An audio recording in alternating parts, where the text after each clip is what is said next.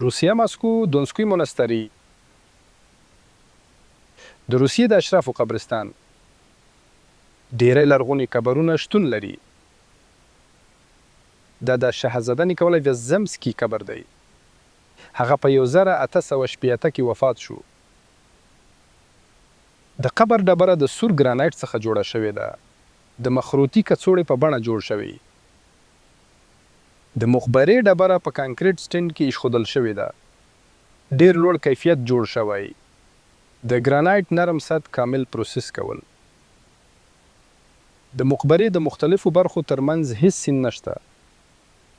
دا د سور ګرانایټ یوه ټوټه ده.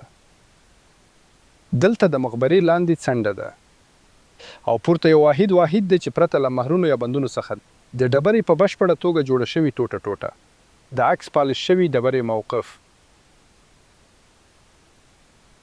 په سټینډ کې د تور ګرانایټ قبر ډبره شتون لري. د ګرانایټ یوه ټوټه پرته له مهرونو یا بندونو. پومل د فلزي څخه جوړ شوی دی.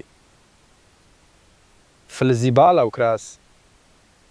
د خدای بنده په 1848 کال کې وفات شو. دلته ډېری ورته قبرونه شتون لري. د قبر ډبرې پیچلي هندسي شکل لري. مګر د قبر ډبرې مونولیتیک دي. د ګرانایټ د یوې ټوټې څخه جوړ شوی.